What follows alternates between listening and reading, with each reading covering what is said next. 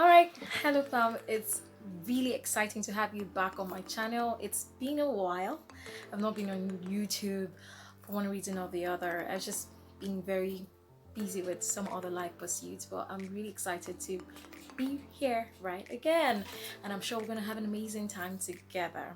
I want to say a very special thank you to Witty Fascinator Store for providing me with the top band that I'm wearing.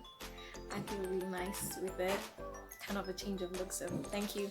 And if you want to purchase some, you can go there to Witty Fascinator Stores on Instagram and make your order. Thank you. They're easy and really nice to wear. Okay guys, so let's get started.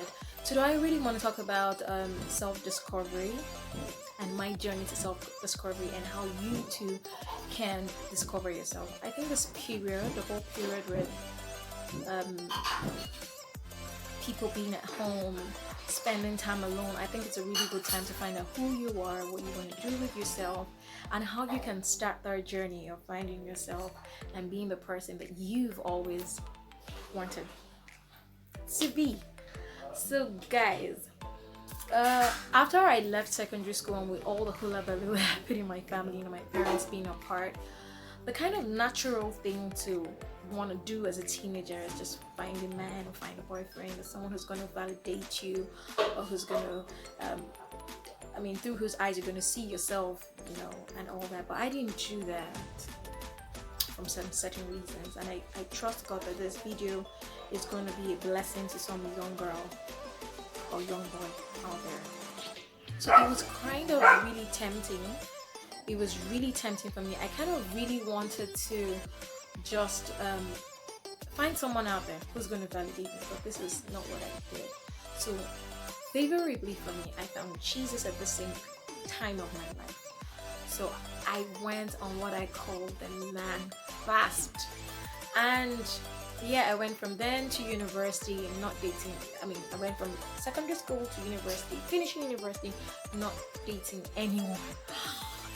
That sounds kind of really,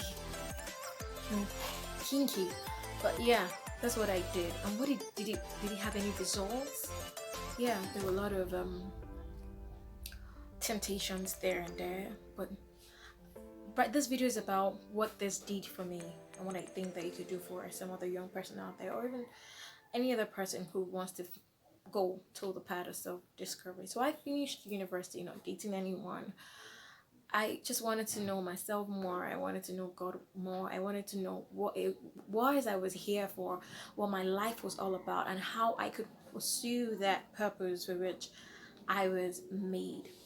I know that some people are just really scared about seeing themselves for who they are, and that's a problem.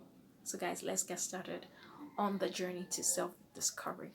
Number one for me is that you have to sit down alone and think.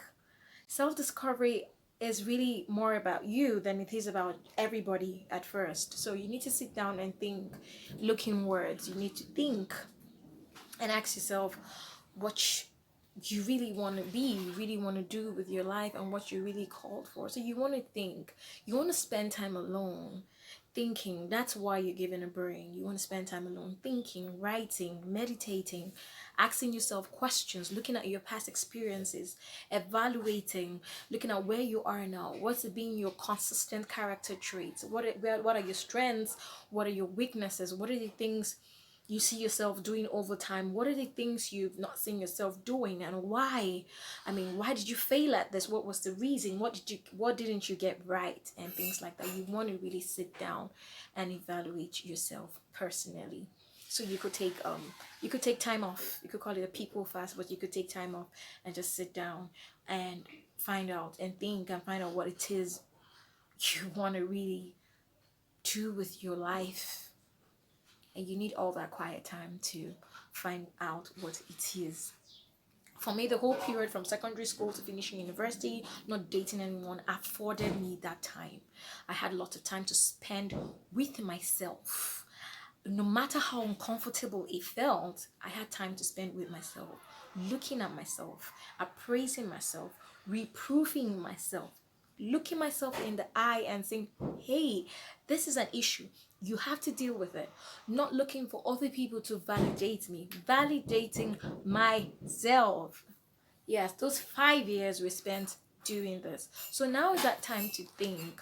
And this is really important you do this alone, because sometimes we as young women are trusting our boyfriends to validate us, trusting our friends to validate us. While this is quite beautiful, because you can also see yourself from the lens of other people's eyes, but then it's important you see yourself, because it's important that you know yourself. A very important aspect of destiny is that you find out for yourself who you are, so that you can comfortably tell other people who you are.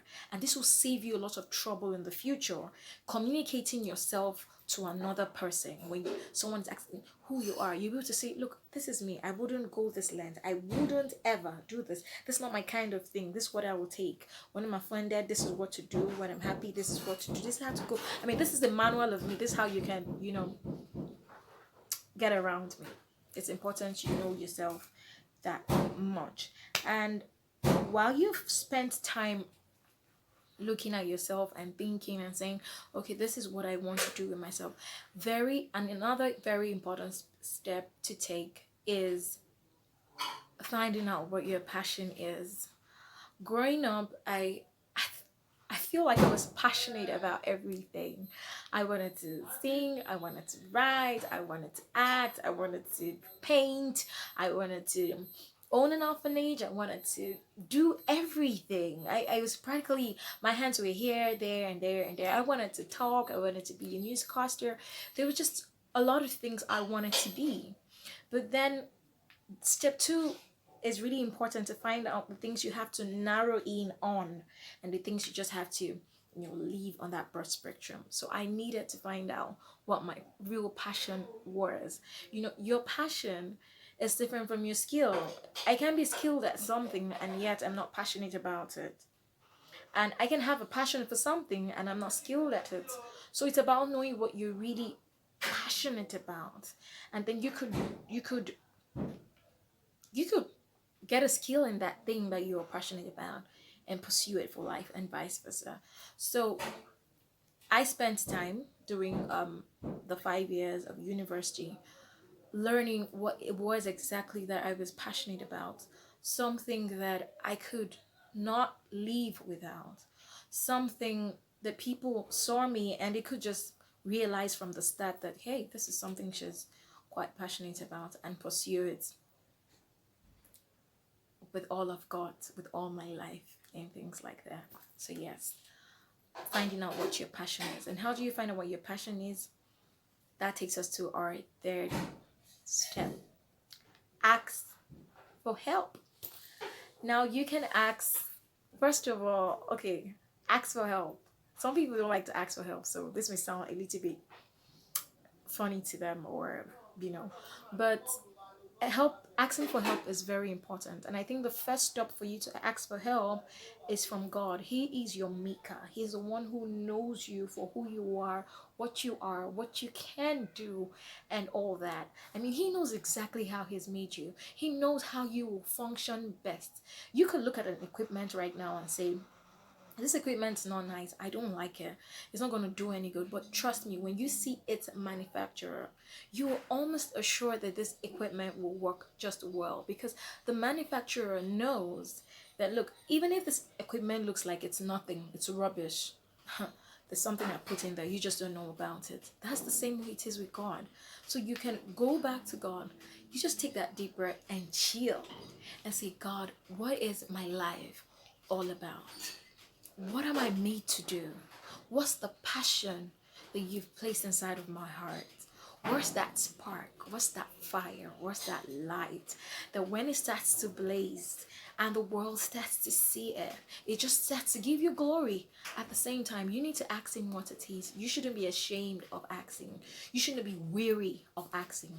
Just ask the maker, the one who's made you, what it is exactly that he's made you to do, and where your passion lies.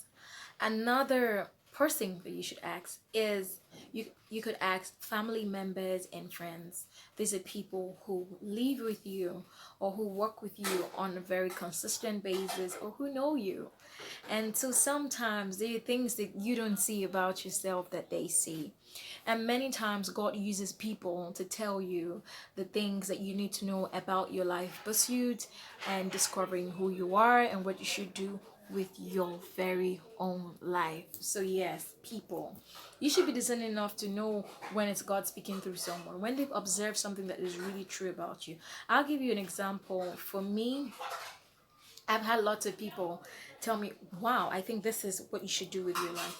When I never thought that I should be doing anything like that. I love to preach. I love to teach. And I actually started up ministry doing these two things, preaching especially and ministering. And during ministrations, I will just sing during the ministration as a side thing. I never saw singing as a calling until someday, over time, people and the God had called had consistently told me, look, I think this is a calling, this is magnificent.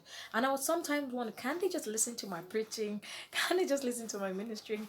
Why is it that it's the music? So God uses people to talk to us, to tell us the things that He wants us to do per time. Another person you should ask is yourself. Many times we are afraid of talking to and looking at the person in the mirror and just saying, this is me. What is it about me?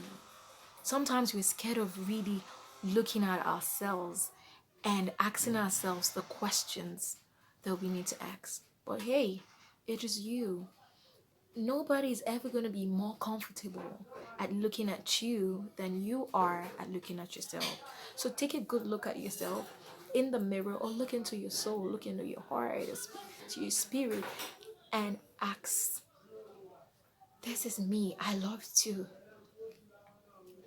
give other people things. I love to be a blessing to other people. I love to write. Why am I not writing? I love to travel the world. Why am I not doing it? I love to make everywhere look tidy. Why am I not doing it? I love to serve. Why am I not doing it? I love to organize programs. Why am I not doing it? I love to preach. I love to sing. I love to minister to young people. Why am I not doing it? What is stopping me? And when you start to ask yourself very candid questions, you can then know if it's something really stopping you or if it's you stopping yourself. You can then find out if the things that you claim are stopping you are tangible things or intangible things. You can now find out if they are real or unreal, or just things that are made up by your mind stopping you. Sometimes it's the fear that you're not good enough, people might not listen to you, you're not beautiful enough, you're not smart enough. Sometimes there's just various reasons. I don't want to go out and just maybe do this movie or act this movie or do these things or for the Lord, or start a drama group for the Lord, or start an evangelism team, or start an online program because I feel I'm not smart enough, I feel I'm not beautiful enough, I feel that people don't like me enough, I feel that my past, everybody knows about my past. But hey, these are things in your mind. And so when you begin to ask yourself candid questions and begin to write down things as God drops them in your heart, you will be right on your journey of self-discovery. You see, the times that we find ourselves in are a very good time to sit down and discover who you are, because the coming times are not going to be quite favorable for people who just working because they want to work or working in a company. As you all know, many people have been laid off their jobs, and this is not good. It's not something to celebrate. But look, we're coming into times where you'd have to rely on the God-given gift inside of you to live a full and joyful life. And it's my prayer that in this season that you're not going to see yourself through the lens of anybody's eyes, whether it's a boyfriend or a husband or a sibling or the news, but you're going to see yourself through the lens of God's word, through the lens of God's eyes. That's the only way you can truly see who you are in God and who He's made you. See you in my next video. Don't forget to subscribe, comment, like, and share. And if you have any questions or you have any other points you want to share about self-discovery, please drop them in the comment section below. Remember that this video is not all exhaustive, and I would like to hear what you have to say about this. See you in my next video.